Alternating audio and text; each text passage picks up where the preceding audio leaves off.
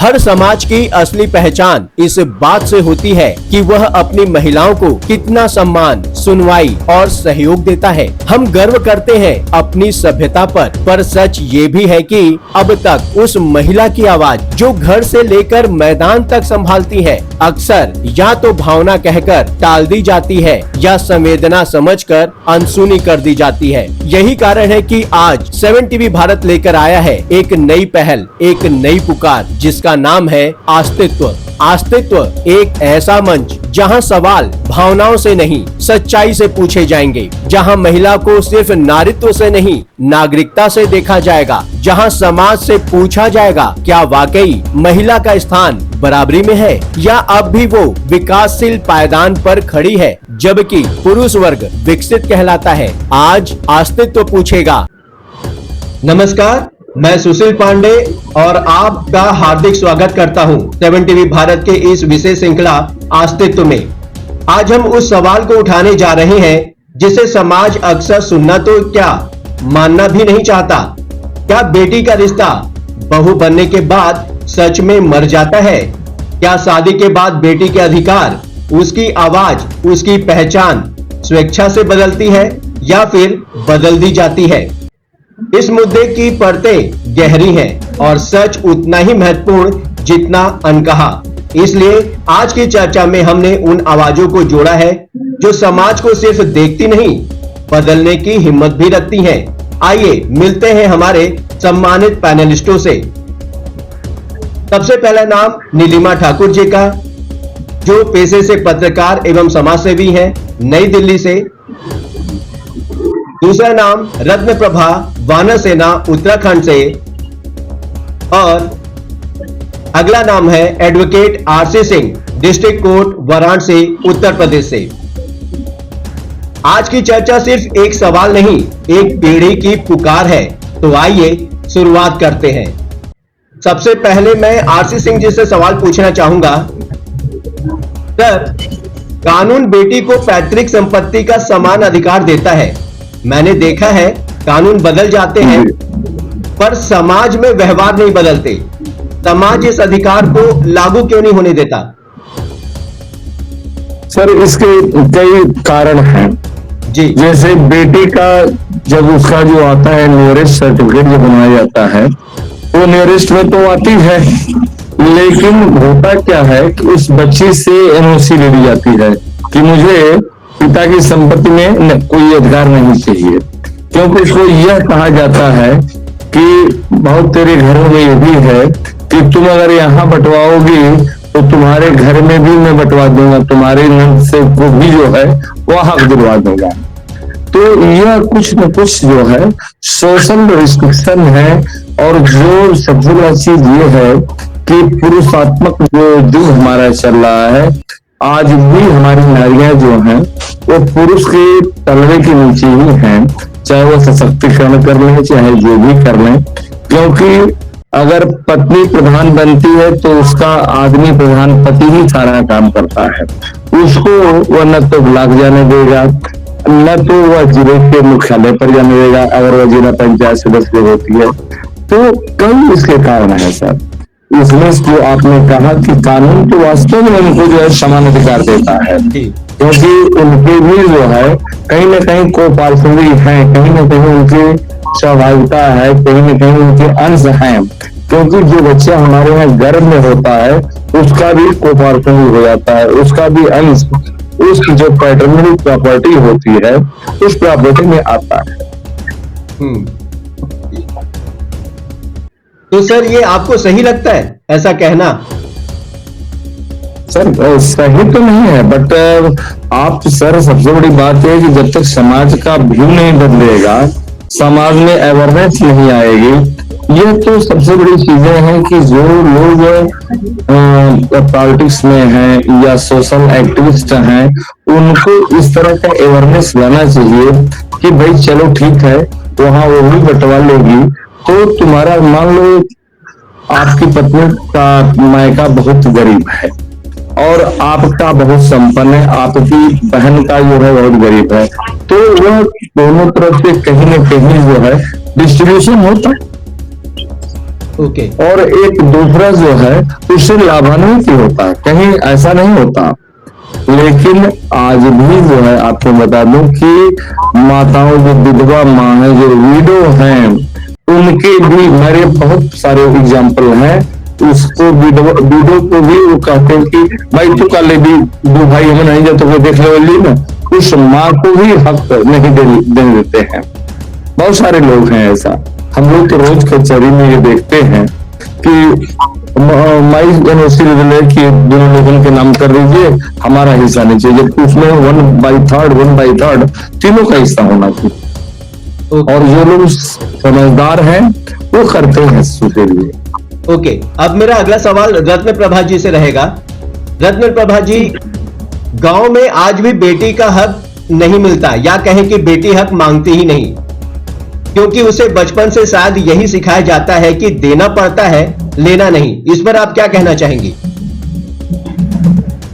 मुझे लगता है कि ये एक सामाजिक, जैसे परिवार नामक संस्था को बनाए रखने के लिए कोई भी नियम बनाया जाता है तो बेटी मतलब दूसरे के घर जाती है, उस चीज को बचाने के लिए कि वो दूसरे परिवार को जाके संभालेगी, इसलिए ऐसा होता है कि हमको सिर्फ देना है, लेना नहीं है। अगर कोई भी स्त्री ऐसी है कि उसको दूसरे परिवार में जाके वैसा सम्मान नहीं मिल रहा है, अधिकार नहीं मिल रहा है, तो मायका उसका वहाँ पे सुरक्षा प्रदान करता है। लेकिन अगर वही लड़की हक मांगने लगती है तो फिर भाई पीछे हो जाता है, वहाँ लगता है कि तो में दरार आ जाएगी, तो फिर भागने लगता है, क्योंकि पुराने जमाने से ही बेटी को हक दिया जाता है। अगला सवाल मेरा नीलिमा ठाकुर जी से रहेगा। नीलिमा जी, पत्रकारिता ने मुझे समझाया सच सबसे ज्यादा वही दबा होता है जहां बात लड़की की होती है। आपको क्या लगता है? देखिए सर, सच्चाई तो ये है कि मेरे ख्याल से देश भर में बेटियों की संख्या बेटों से कम थी। और नीलिमा जी, आपकी आवाज बहुत कम आ रही है। मैं आपको ये कहना चाहूंगी सर कि मैं एक ऐसे प्रदेश से हूँ जहाँ पर शायद बेटे और बेटियों में सबसे ज्यादा विषमता देखने के लिए मिलती है। मैं बिलोंग टू हरियाणा, और हरियाणा में आपने देखा कि 1000 लड़कों के पीछे 800 लड़कियां थी, और ये कुछ अभी मात्र कुछ साल पहले की ही बात है। और जब से बेटी बचाओ बेटी पढ़ाओ आया, फिर भी बहुत सारी चीजें बदली। और पिछले कुछ सालों में तो जब बेटियों ने, हरियाणा की लड़कियों ने ओलंपिक मेडल जब जीते और बनाए, तो लोगों को लगा कि बेटियों को भी आगे बढ़ने का अवसर मिलना चाहिए। सच्चाई ये है कि मीडिया को या किसी को वो सब्जेक्ट चाहिए जो टीआरपी देते हैं, जिनसे बहुत हद तक, आप भी पत्रकार हैं, मैं भी कंटेंट राइटर रही हूँ और देखा है चारों तरफ, क्योंकि बेटियों की ना दास्तानों में बड़ा दर्द रहता है, बहुत तकलीफ रहती है। उनकी माओं से पूछिए जिनकी 3 बेटियां हो गई, उनको रजाइयां तक ओढ़ने के लिए दी नहीं जा रही, क्योंकि मैंने तो ये सब कुछ अपनी आंखों से देखा। तो इसलिए मुझे पता है सर, बेटियों की को अगर सच में बात करने की बात दी जाए तो बहुत सारी चीजें खराब हो जाएंगी, और ये आप भी समझते हैं। ओके, तो ओके। अगला सवाल मेरा आरसी सिंह सर से रहेगा। सर, नीति और समाज के बीच का फर्क सबसे बड़ा संघर्ष है। कानून बेटी का साथ देता है, पर समाज बहू का दायरा थोप देता है। इस पर आप क्या कहेंगे सर? सर, सबसे बड़ी बात यह है कि अभी जो चंद्रप्रभा जी ने कहा जी कि बेटियां कम हो रही हैं, और 3 बेटियां अगर हो गई तो उससे जो है ब्लैंकेट नहीं मिलता है।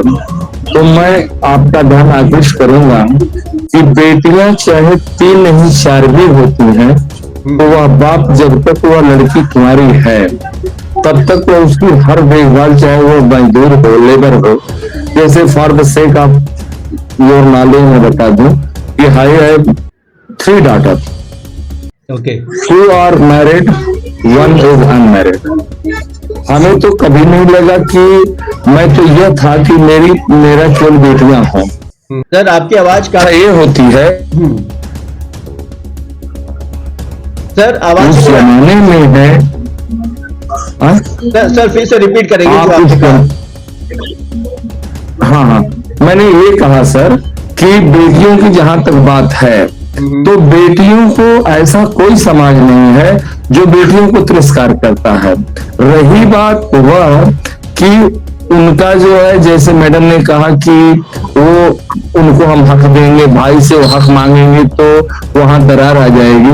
बहुत सारी लड़कियां ऐसी हैं जो परित्यक्ता हैं, जो तलाकशुदा हैं, अपने भाई के घर में रहती हैं। अगर उनका हक होता तो वह अपना कोई ना कोई बिजनेस कर लेती, अपने तरह से वो जीती। लेकिन वो एक बच्चा लेकर के, 2 बच्चे लेकर के पति से किसी भी समय तलाक हो जा रहा है। आज आप देख ही रहे हैं, पहले हमारे यहाँ एक कोर्ट थी सर, फैमिली कोर्ट, आज 3 कोर्ट हैं। और रोज मैं देखता हूँ, मैं सोचता भी हूँ कभी कभी कि इतना जो है फैमिली जो है डिस्प्यूट क्यों होता है। वास्तविकता क्या है कि लड़की 1 महीना अपने ससुराल में रही और 125 मेंटेनेंस डाल देती है। तो कहीं न कहीं हमारे संस्कारों में भी कमजोरी है। हमें अपनी बेटी को यह बताना है कि बेटा तुम ऐसा कोई कार्य न करो जिससे दूसरे की भावनाओं को ठेस पहुंचे। वो ससुराल में है तो वह जैसे यहाँ रहती थी वो वहां भी अगर रहेगी तो उसे कोई दिक्कत नहीं होगी। मैं यहाँ तक समझ रहा हूँ। ओके। बात है कि उनको हक मिलना चाहिए। जहां तक मेरी बात है, जहां तक आप चाहते हैं, वो आपने सही कहा कि यह कोर्ट के आदेश के बारे में भी। और आप जानते हैं सर कि कोर्ट के किसी भी आदेश का केवल अवहेलना करना ही अपराध है, क्राइम है। वह जो है इन्फोर्सेबल बाय लॉ है, वह कानून द्वारा आबद्ध है। और उस चीज को अगर आप तोड़ते हैं तो कहीं ना कहीं आप चीटिंग कर रहे हैं कि नहीं कर रहे हैं। कभी हमारा वह रेवेन्यू का अफसर पूछने नहीं जाता है कि माता जी तुमने जो एनओसी दिया वह स्वतंत्र दिया अथवा अपने बेटों के दबाव में दिया। ये भी तो हो सकता है। उस आदमी को लाना चाहिए, उस लड़की को लाना चाहिए, उन चीजों को लाना चाहिए। ये चीजें मैं चाहूंगा सभी लोगों से कि अगर आप उस पद पर हैं जहां आप हैं, जहां आपकी लेखनी में ताकत है, इस तरह के आर्टिकल्स को आप अपने पेपर में, अपने समाज में, जैसे मानव सेना से आप नीलिमा जी हैं, किंचन प्रभा जी हैं, तो मैं ये चाहूंगा कि वहां इसका जितना आप अवेयरनेस ला सकती हैं, जितना आप लोगों को जोड़ सकती हैं, लोगों को मोटिवेट कर सकती हैं। क्योंकि मेरे यहाँ तो कब आएगा आदमी जब उसका कोई ना कोई ग्रीवांस होगा, और उस ग्रीवांस को मैं उस ग्रीवांस रिडर्सल अफसर के यहाँ ले जाऊंगा कि साहब इनको यह तकलीफ है और आप ही से इसको न्याय मिलने वाला है। तो बहुत सारे लोग इतनी फीस है कि न्याय में पहुंच नहीं पाते हैं, क्योंकि कोर्ट की फीस है, उसके बाद वकालतनामा है, वकील भी तो एक प्राणी है, उसको भी अपने बच्चों का निवाला चलाना है, तो उसे भी तो भाई कमाना होगा ना। तो फ्री में तो जाएगा नहीं, फ्री में तो काम करेगा नहीं किसी का। ओके। तो सर पिता जो लोग होते हैं वो बोलते हैं बेटी बचाओ का नारा देते हैं, पर घरों में बेटी पढ़ाए धन की सोच अभी भी चिंता है। सर मैं अगर कहूँगा तो यह जो है कुछ लोगों को अच्छी बात नहीं लगेगी। जो नेता हमारे हैं उनकी कोई क्वालिफिकेशन जो है डिटरमिन नहीं है कि वह आदमी या विधायक होगा या सांसद होगा, वह केवल भारत का नागरिक होगा, यह शब्द लिखा है। उसकी उम्र 21 वर्ष से ऊपर हो, ये लिखा है ना, कहीं उसका क्वालिफिकेशन तो दिया नहीं गया है। वो आदमी क्या करता है, वो आदमी उसको नॉलेज ही नहीं है, क्योंकि अगर उसको यह नॉलेज दिया तो वह खुद क्राइम न करे। लेकिन सबसे ज्यादा क्राइम्स चाहे जो भी चीजें होती हैं ये कराते हैं और करते हैं, अपने लिए करते हैं सारी चीज। Any how to gain our seat, इनका मेन उद्देश्य ये होता है। इनकी जनता ये गिर जाते हैं सर, 5 साल क्षेत्र में घूमते तक नहीं है, किसी के तकलीफ को पूछते नहीं है। आपको बता दूं, रही बात एक खत्म। लेकिन बात ये कि अगर आपने जैसा कहा नेता अगर हमारा ठीक हो जाए, हमारे सारी चीजें सही हो जाए, तो यह किसी तरह से क्योंकि अगर नेता एक चौपाल ही लगा दे तो सर बहुत सारे चीज तमाम डीएम से लेकर सीपी से लेकर कमिश्नर से लेकर के लोग वहां चले जाएंगे कि भाई नेताजी आए हैं। और वहां जो होगी बात वह जो है जनता में फैलेगी। लेकिन ये सब चीजें नहीं करना है। करना क्या है कि how to gain more and more seat, और हमारा बहुत कैसे, हम मेजॉरिटी में कैसे आए, यह हमें बड़ा कष्ट होता है। अब अगला सवाल मैं रत्न प्रभा जी से पूछना चाहूंगा। रत्न प्रभा जी, गांव और मध्यम वर्गीय परिवारों में बेटी को अपने घर की मेहमान क्यों कहा जाता है?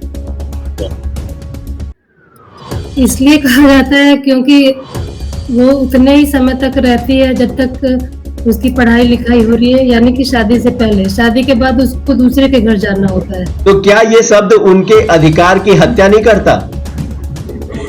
बिल्कुल नहीं, ये बस सोच उसका अधिकार तो बना हुआ है। कहाँ? समाज में उसको अपने मायके में सम्मान मिल रहा है, बोलने का अधिकार है, यही तो उसकी बराबरी का हक है कि वो बोल रही है, निर्णयों में उसकी सलाह ली जा रही है। क्या ये हर घर में होता है?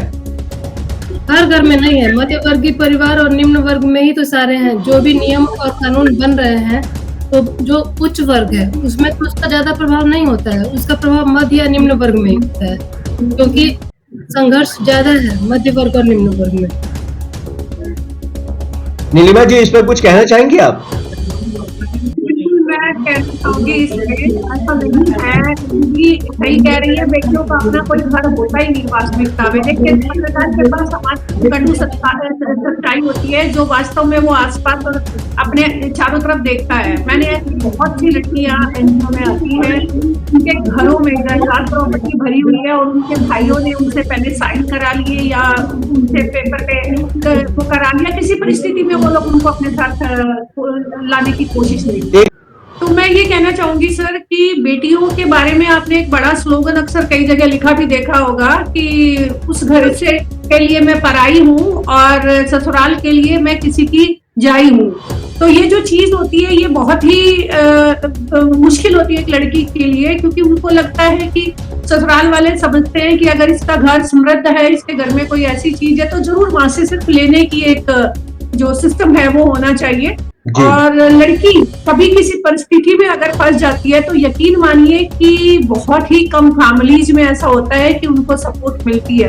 और जो आपने कहा कि ये जो हिस्से वाली बात होती है, जो ये हिस्सा लड़कियों को दिया जाता है, यही एकमात्र उनकी सिक्योरिटी है उनके पास ऐसी परिस्थितियों में। आज के दौर में जो टूट रहे हैं सारे रिश्ते समाज में, रोज तलाक के जैसे कि सर ने बोला हजारों एप्लीकेशन रिश्ते भर रहे हैं, तो उसमें एक लड़की के लिए क्या बचता? उसकी इंडिपेंडेंसी होनी चाहिए ना उसके पास, उसको उसका हक मिलना चाहिए।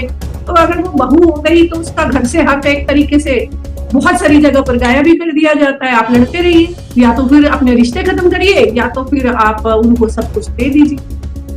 मैं तो रोज देखती हूँ, हम कम से कम हर हफ्ते एक केस तो हम लोगों के पास ऐसा मिल ही जाएगा हमें कहीं ना। Okay sir, RC Singh ji, कुछ बोलना चाहेंगे आप?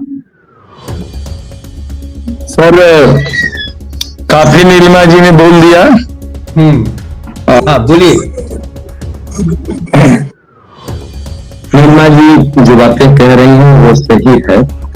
इसमें जो है हकीकत यही है सर कि फैमिली टू फैमिली बात समझ रहे हैं, कहीं न कहीं लोगों में यह संस्कार की कमी कर रही है, चाहे जिस तरह की कमी कर लीजिए, फैमिली डिस्प्यूट रोज हो रहे हैं सर। इसे आप इग्नोर नहीं कर सकते। और बेटी का जो अस्तित्व है, बेटी का अस्तित्व है कि उसको अच्छी शिक्षा दीजिए। आप उसको जो है उसको दिखाइए कि जैसा तुम्हारा घर मायका है वैसा ही तुम्हारा ससुराल भी है, क्योंकि जो कार्य वो यहाँ करती है, जैसे घर में वो खाना हमारे यहाँ बनाती है, दूसरे कहीं जाती है, तो अब वो भी लड़की जो है कहती है कि नहीं कभी मायके में खाना ही नहीं बनाएगी।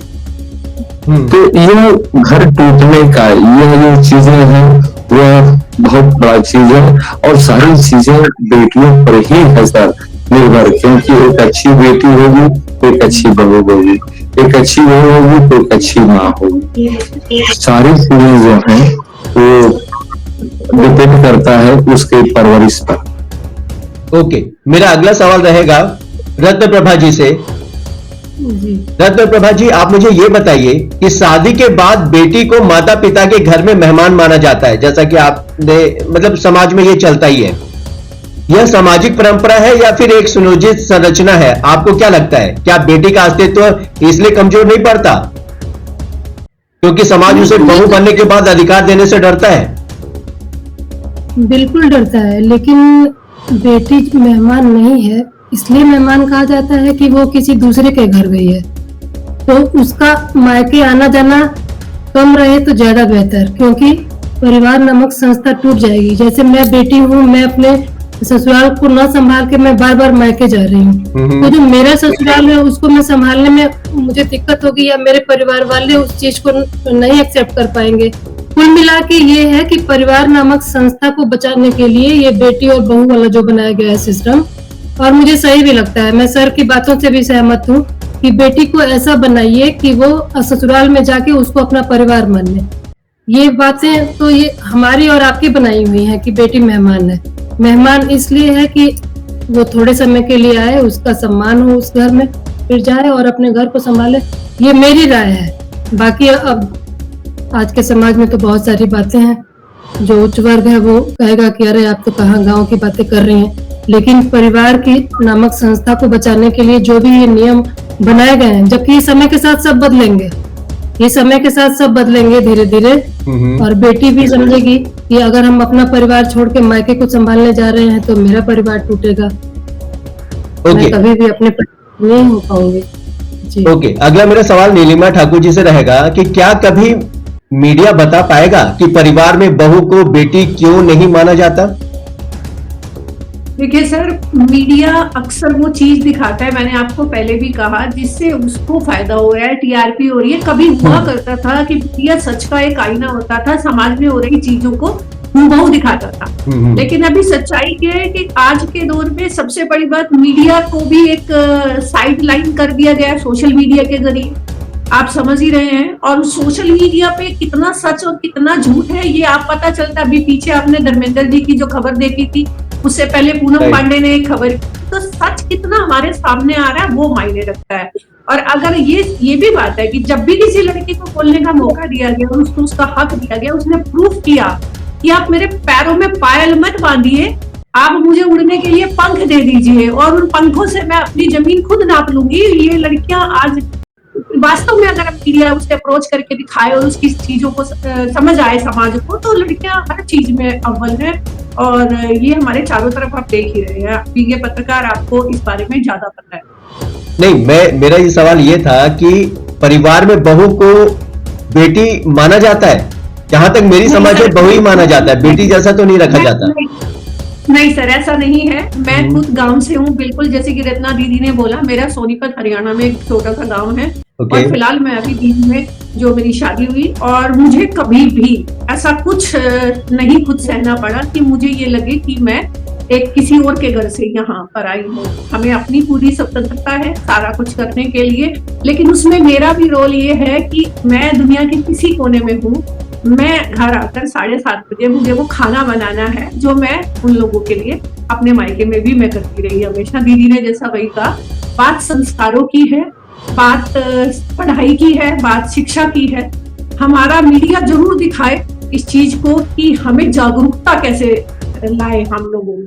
सबसे बड़ी चीज ये कि मीडिया को ये बताना चाहिए कि बहू और बेटी में जो सच में सभ्य लोग, पढ़े लिखे, समझदार और शिक्षित, और यहाँ तक भी अनपढ़ लोग भी लेकिन संस्कारी लोग इस बात को समझते हैं, वहाँ बहू और बेटियों में अंतर सच में नहीं किया जाता, होना भी नहीं चाहिए। जैसा कि आपने अभी बताया, सारी चीजें क्या मीडिया पे ही डिपेंड करती हैं, और जो मीडिया दिखाता है वो तो हकीकत दिखाता है कि भाई समाज में हो क्या रहा है।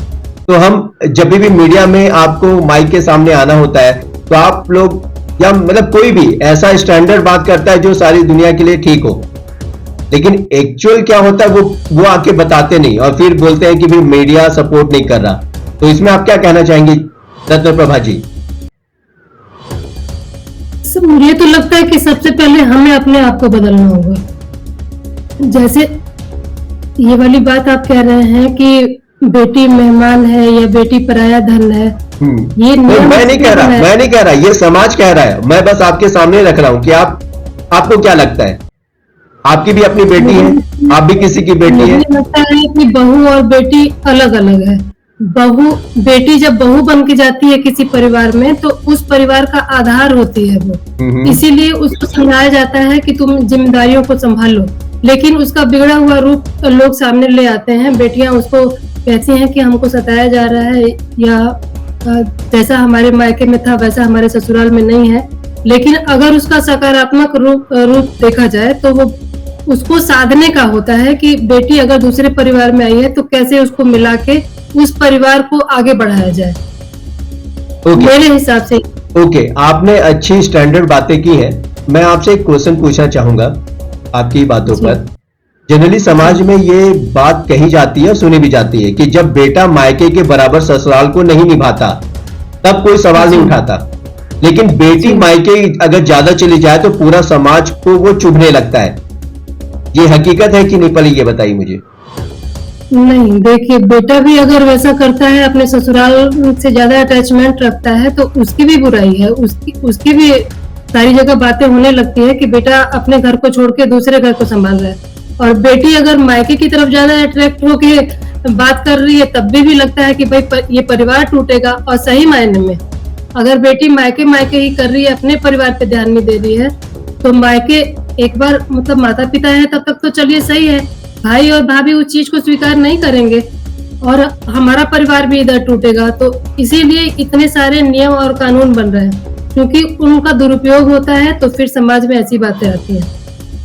तो जो समाज ये जो सवाल उठाता है उसका असली कारण क्या है कि अगर आप अपने परिवार को ज्यादा समय नहीं दे पा रहे हैं तो दूसरे परिवार को भी समय मत दीजिए, या सिर्फ अपने परिवार को ही ध्यान दीजिए? देखिए, समय दीजिए। जैसे मायके में मेरा जितना भी औपचारिक रिश्ता है मैं उसको निभाऊं, लेकिन अगर मैं अपने परिवार को ज्यादा देखूं, मेरा औपचारिक रिश्ता हो गया शादी के बाद, तो जितना मुझे चाहिए वहां जाके मैं अपनी बातों को रखूं या वहां अपना हस्तक्षेप करूं। जैसा कि अभी आपने बोला कि शादी के बाद आपका औपचारिक रिश्ता हो गया, राइट? तो मेरा सबसे पहला सवाल यही था कि जब बेटी बहू बन के जाती है तो बेटी का अस्तित्व क्या रह जाता है? तो उस समय आपने बोला था कि भाई दोनों का अस्तित्व अपनी जगह है। अभी आपने वही बात थोड़ी आगे बढ़ी तो आपने बोला वो रिश्ता औपचारिक हो गया है। ऐसा दो बातें क्यों? नहीं सुशील जी, देखिए औपचारिक रिश्ता हो ही जाता है शादी के बाद, क्योंकि हम दो नाव पे सवारी नहीं कर पाएंगे ना। हम अपने परिवार पे ज्यादा ध्यान दें, मायके में ज्यादा हस्तक्षेप करेंगे तो फिर वही बिगड़ेगा सब कुछ। नीलिमा जी क्या बोलेंगे आप इस पे? देखिए सर, मैं एक बात कहना चाहूंगी कि जो नारी होती है ना, एक लड़की, उसके अंदर असीमित क्षमताएं हैं। रत्ना दीदी उसका एक बहुत बड़ा एग्जाम्पल है। ये सच है कि उन्होंने अपने, हम अक्सर देखते भी हैं कि उन्होंने बेटी और बहू दोनों की जिम्मेदारियां बड़े अच्छे से निभाई है। मेरा सब चीजों से मानना ये है कि बेटी से बहू तक की जो ये अधिकारों की बात आज हम कर रहे हैं और इसके बारे में हम सारी चीजें रख रहे हैं, तो कहीं ना कहीं अगर हम परवरिश में ही चीजों को डालें। देखिए, आप मानते हैं समाज जो है वो पुरुषात्मक है हमारे यहाँ हमेशा से, सब जगह, और मोस्टली शायद बहुत सारी वर्ल्ड की बात कर ले कहीं पर, हाँ, पुरुष प्रधान समाज है, ये मैं मानता हूँ। तो वो जो सोच है उसको सदियों से चली आ रही सोच को इतनी जल्दी से डिनाई नहीं किया जा सकता। तो उसमें एक जो पैटर्न बना हुआ है वो पैटर्न यही है कि लड़की 18-20 साल तक अपने घर है, उसके बाद वो जा रही है अपने ससुराल में, तो उसके ज्यादा दायित्व, क्योंकि उसकी एक लंबी उम्र वहां गुजरनी है, उसको अपना पूरा जीवन वहां देना है, तो वो वहां के लिए अपने कार्यों को जो करे तो वो उसको अपनाए, प्रॉपर तरीके से उसको समझ के करे कि अब यही मेरा घर है। तो यही तो समाज में सिखाया गया है ना हमेशा। ओके। लेकिन एक बात आती है इसी पर कि जैसे कि हम अभी लड़कियों के बारे में बता रहे हैं, सुन रहे हैं, समझ रहे हैं, लड़कियों के अधिकारों के बारे में बात कर रहे हैं, लेकिन जब समानता का अधिकार आता है तो वहां पर बात कैसे डिस्टर्ब हो जाती है? देखिए, मैं तो महानगर में रह रही हूँ, यहाँ बहुत चीजें अब बदली हैं, और यहाँ तो मैं कह रही हूँ कि कितने ऐसे लोग भी होंगे, ऐसी फैमिलियां भी हैं जहाँ पर लड़कियां बहुत कुछ संभाल रही हैं और बहुएं भी संभाल रही हैं, क्योंकि यहाँ सब लोग काम करते हैं। लेकिन जैसे कि मैंने आपको कहा कि मैं एक गाँव से आई हूँ और मैंने देखा है कि वहाँ एक पैटर्न है कि पुरुष कमा रहा है और औरतें घर देख रही हैं, संभाल रही हैं। जी। और उनके लिए, लेकिन आज के समाज में देखिए उनको एक शब्द दिया गया होम मेकर्स, है ना, तो वो भी अपना घर बना रही हैं, तो जो बनाने की प्रक्रिया वो सभी, वो तो एक काम ही है ना। तो अगर आप अपनी बहू के बारे में बात कर रहे हैं, तो बेटी को जब बहू की तरफ आप आते हैं तो आप उस चीज को भी आपको समझना होगा कि समानता अगर आप अपने बेटों से चाहते हैं कि हमारे बेटे हमारी सेवा करें, हमारे बुढ़ापे का सहारा बने, तो बेटियों को भी इतनी फ्रीडम तो होनी चाहिए कि अगर उसके माता पिता बीमार हैं, कोई परेशानी और वहां नहीं है एक एक चीज में, कि अगर वहां कोई दिक्कतें हैं तो उनको भी तो उतने राइट्स होने चाहिए। तो जब आप सेवा का भाव ले रहे हैं, आप सब और चीजों का भाव ले रहे हैं, तो फिर समानता के भाव में क्यों आप परेशान हो रहे हैं? तो बेटे और बेटियों को तो समान मानना चाहिए ना, क्योंकि वो आपकी औलादे हैं और आपके लिए कर रही हैं। तो ये सारी चीजें हमको अपने बेस में सुशील जी रखनी होगी, और ये सब चीजें कर पाती है सिर्फ एजुकेशन, सिर्फ शिक्षा, संस्कार और आपकी परवरिश। तो अगर हम ये सब चीजें करें तो सच में बात है कि हमारे सामने रत्ना दीदी जैसी आदर्श बैठी है, जो अपना पूरा एक उस पुरुष समाज का काम कर रही है। मतलब एक महिला किसान है वो, और पूरी मतलब एक पूरी एम्पायर किसानी की वो संभाल रही है। तो लड़कियां बहुएं बनकर भी देखिए कर ही रही है ना, समान कैसे नहीं होंगे बताइए। ओके, एक आखिरी सवाल मेरा ये है, क्यों बेटी के त्याग को संस्कार माना जाता है और उसके अधिकार को लड़की का बदल जाना? देखिए, जब आपके पास सेल्फ डिपेंडेंसी आएगी तो विचार भी बदलते हैं। आप मानते हैं इस बात को कि अगर एक लड़की पढ़ी लिखी, मेरे साथ मैं हूं, मैंने अपने गांव से पहली पत्रकार हूं, और अगर एक लड़की जो कि अभी घर पे है, खेत में काम कर रही है, उसके विचारों के बारे में आप बात करेंगे, तो जब दो ऐसे लोगों को आप साथ बात करेंगे तो कुछ ना कुछ तो फर्क मिलेगा ना आपको, क्योंकि हमने समाज को दूसरे तरीके से भी देखा, उसका अच्छा बुरा दोनों पहलू देखे हैं, लेकिन उसने वो यात्राएं नहीं की, उसको वो बाहर की दुनिया ज्यादा समझ में नहीं आई, तो उसके लिए वो जो चीजें उसके सामने है वही महत्वपूर्ण होती है। तो बहुत सारी चीजें ऐसी होती हैं सुशील जी कि हमको लगता है कि हमारे लिए मायने नहीं करती, लेकिन वास्तव में वो बहुत मायने करती हैं, क्योंकि हमें जब बेटी से बहू की बात करनी होती है तो हमें अपनी सास भी तो समझ सकती है ना कि भाई मेरी बेटी इसकी जगह होती तो भाई मैं उसको कैसे ट्रीट करती, समझ रहे हैं? तो ये एक बहुत हमें दिखता नहीं है, लेकिन महीन सी जो चीज पुरातन से चली आ रही है, उसमें थोड़ा हम लोगों को सोच समझ के बदलाव करने की जरूरत है, और ये बुद्धिजीवी वर्ग का काम है कि ज्यादा से ज्यादा जागरूकता को हम कैसे लोग पहुंचाएं और कैसे उनको इन्वॉल्व करें अपने साथ। ओके, इस विषय पर रत्न प्रभा जी आपका क्या कहना है कि बेटी के त्याग को संस्कार बोला जाता है, और वही बेटी अगर अधिकार की बात करने लग जाए तो लड़की का बदल जाना बोला जाता है, इस पर कुछ कहना चाहेंगे आप? बिल्कुल, लेकिन मुझे लगता है कि अच्छा, आप अपना एक बार प्रश्न दोहरा दीजिए दोबारा। ओके, मेरा प्रश्न ये है कि बेटी के त्याग को संस्कार कहा जाता है, जैसे बेटी ने कुछ छोड़ दिया तो बोले कितनी संस्कारी लड़की है, लेकिन वही बेटी अगर उस अधिकार को मांगने लग जाती है तो बोलते हैं कि लड़की बदल गई है। ये पितृसत्तात्मक परिवार है ना, यहाँ पे कभी भी पुरुष को ये बर्दाश्त नहीं होगा कि स्त्री अधिकारिणी है। चूंकि मेरे परिवार में ऐसा नहीं है, मैंने अपने मायके में भी देखा, ससुराल में भी पूरा संभाल रही हूँ, मुझे कहीं कोई फाउंडेशन नहीं है, मैं खेती भी करवाती हूँ, अपनी गृहस्थी भी देखती हूँ, बाहर भी जाती हूँ, तो मुझे अपने, मैं तो खुद ही उदाहरण हूँ कि मेरे साथ ऐसा है नहीं। लेकिन अगर नॉर्मल समाज में देखा जाए, आप लकी है कि आपको इतना अच्छा परिवार मिला, लेकिन हर किसी के साथ ऐसा नहीं होता। नहीं, तो ये जो पितृसत्तात्मक सोच है, वही लगता है कि बेटी अगर अपने अधिकार की बात करती है तो कहीं वो हावी न हो जाए, इसलिए पुरुष उसको दबाना चाहता है, और ज्यादातर नियम पुरुष द्वारा बनाए गए हैं, इसीलिए मुझे लगता है, बाकी और कोई इसके पीछे कारण नहीं। तो क्या ये नियम सही है? नियम सही तो नहीं है, बदलाव होना चाहिए और हो भी रहा है, क्योंकि बेटियां शिक्षित हो रही हैं, माँ बाप उनको उसी तरीके से पाल पोस रहे हैं, और धीरे धीरे बदलाव आ रहा है समाज में बहुत बदलाव आ रहा है हर स्तर पे, चाहे उस उच्च वर्ग हो, मध्य या निम्न, किसी भी। ओके, तो इस एपिसोड में हमने जाना कि अधिकारों की यात्रा बदलती नहीं है, बदली जाती है, लेकिन असल सवाल अभी भी बाकी है, क्या समाज त्याग को सम्मान देता है और अधिकार को अपराध मानता है? इसका जवाब हम समझेंगे एपिसोड 2 में। जुड़े रहिए अस्तित्व के साथ।